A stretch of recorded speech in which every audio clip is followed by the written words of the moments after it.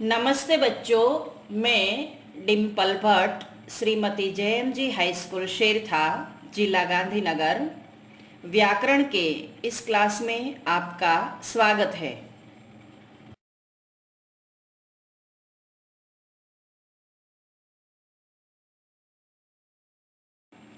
आज हम व्याकरण के इस क्लास में अभ्यास करते हैं हिंदी के विराम चिन्हों का। चिन्ह विचार। तो आइए पढ़ते हैं विराम चिन्ह। देखते हैं परिभाषा।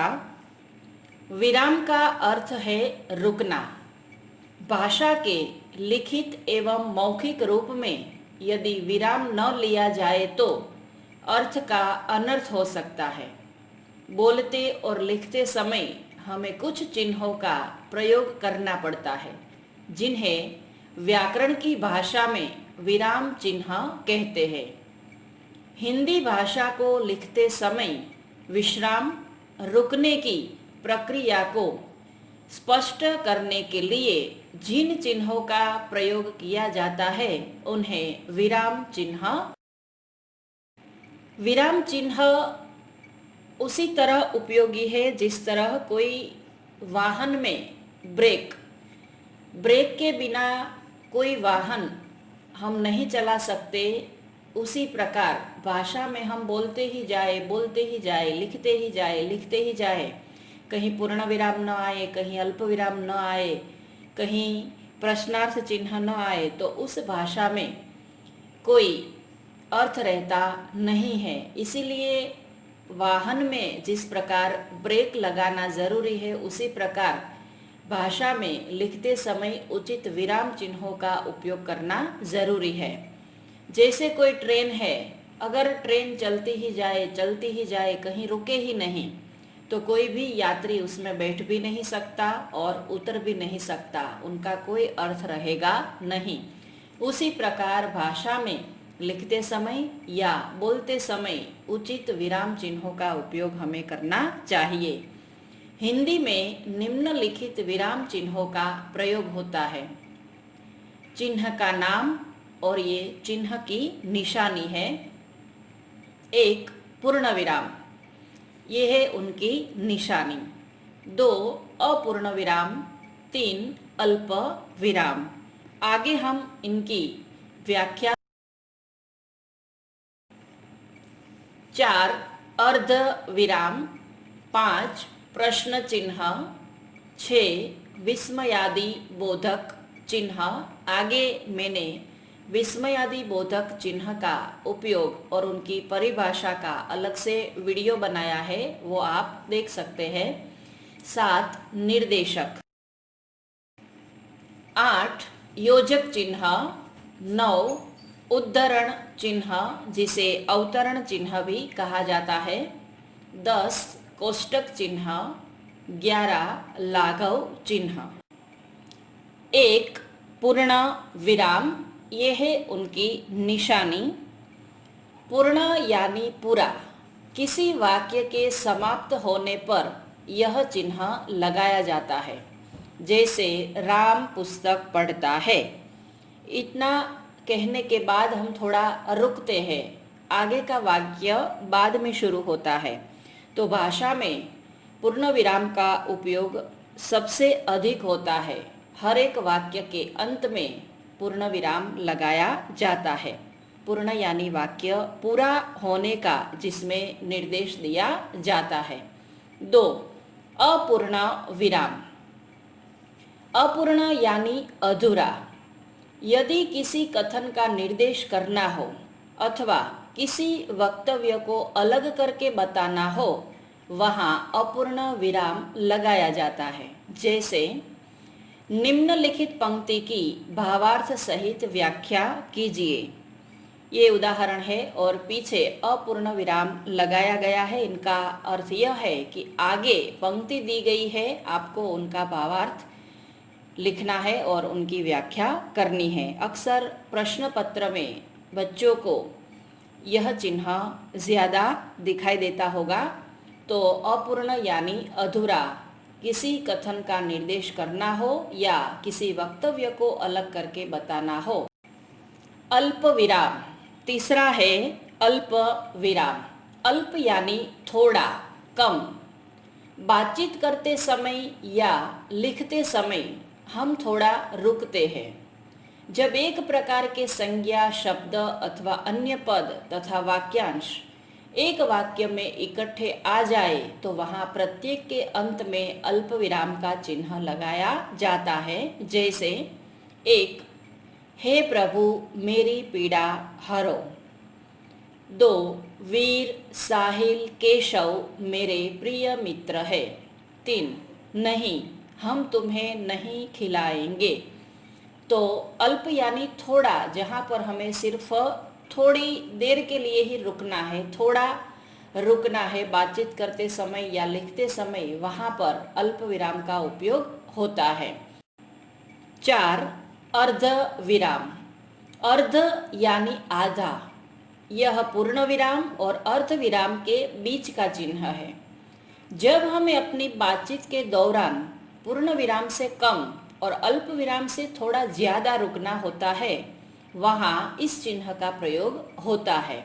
जैसे उदाहरण है, सुनामी के दौरान भयंकर तबाही मची, मकान के मकान ढह गए, सारे रास्तों में लाशें बिछ गई।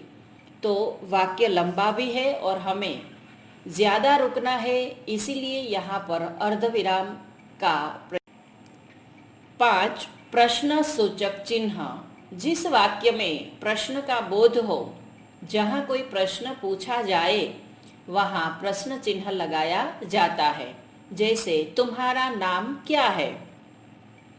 प्रश्न चिन्ह लगाते हैं हम, उसमें क्या, क्यों, कैसे, कब ऐसे शब्दों का अधिक उपयोग होता है। 6, विस्मयादि बोधक चिन्ह। मन के विस्मय, हर्ष, शोक, प्रेम, भय, घृणा आदि भावों को प्रकट करने के लिए इस चिन्ह का उपयोग होता है। वाह क्या पार्टी थी, मज़ा आ गया। ओह क्या सुंदर दृश्य था, मैं तो देखकर खुश हो गया। वाह कितनी सुंदर बारिश हो रही है। तो इस प्रकार मन के भावों को जो व्यक्त करता है, वहाँ पर विस्मय। 7, निर्देशक चिन्ह। किसी बात का निर्देश देने के लिए अथवा कोई उदाहरण, विवरण या कथन स्पष्ट करने के लिए इस चिन्ह का उपयोग होता है। जैसे 1, निम्नलिखित में से किसी एक विषय पर निबंध लिखिए। लिखिए के बाद निर्देशक चिन्ह लगाया गया है। क, मेरा प्रिय कवि। ब, मेरा भारत महान। तो प्रश्न पत्र में निर्देशक चिन्ह का उपयोग इस प्रकार किया जाता है। 2, केतन, तू क्यों अभी तक खड़ा है। यहाँ केतन के बाद कथन स्पष्ट करने के लिए इस चिन्ह का उपयोग। 8, योजक चिन्ह। एक छोटी सी रेखा होती है, निर्देशक चिन्ह में बड़ी रेखा होती है। आप दोनों में असमंजस में न पड़ जाए, योजक चिन्ह दो शब्दों के बीच में आएगा और निर्देशक चिन्ह में कोई निर्देश दिया जाता है, कथन को स्पष्ट किया जाता है और विवरण देने के लिए उनका उपयोग किया जाता है। और योजक चिन्ह छोटा होता है और निर्देशक चिन्ह की रेखा जो होती है वह बड़ी होती है। योजक चिन्ह देखते हैं, समस्त युग्म शब्दों के मध्य में, विलोम शब्द में तथा आपस में तुलना आदि के लिए इस चिन्ह का उपयोग किया जाता है। जैसे 1, माता पिता, चरण, कमल, दो शब्दों के बीच में इसका उपयोग किया गया है। 2, धीरे धीरे सूरज ढलने लगा। 3, विलोम शब्द है सुंदर, असुंदर। तो दोनों के बीच में आपको भेद जान लेना है। 9, अवतरण उद्धरण चिन्ह। उद्धरण का अर्थ है उदाहरण। जब किसी महान अथवा प्रसिद्ध व्यक्ति का कोई कथन ज्यों का त्यों दिया जाता है या किसी पुस्तक, व्यक्ति का उपनाम, शीर्षक आदि दिए जाते हैं तब वहाँ अवतरण चिन्ह का प्रयोग होता है। ये दो तरह के होते हैं, इकहरा और दोहरा। उदाहरण देखते हैं। एक, सूर्यकांत त्रिपाठी निराला। दो, गांधी जी ने कहा है कि बीमार होना एक अपराध है। तो ऊपर के वाक्य में उपनाम दिया गया है और नीचे किसी महान व्यक्ति का 10 कोष्टक चिन्ह। हम गणित में इनका उपयोग ज़्यादा देखते हैं, भाषा में भी इनका उपयोग होता है। किसी शब्द के अर्थ को स्पष्ट करने के लिए इस चिन्ह को अथवा इसका प्रयोग किया जाता है। जैसे आप इस संस्था के संचालक हैं। उदाहरण में हम देख सकते हैं कि कोष्टक चिन्ह का उपयोग हुआ है। 11, लाघव चिन्ह। लाघव यानी छोटा रूप।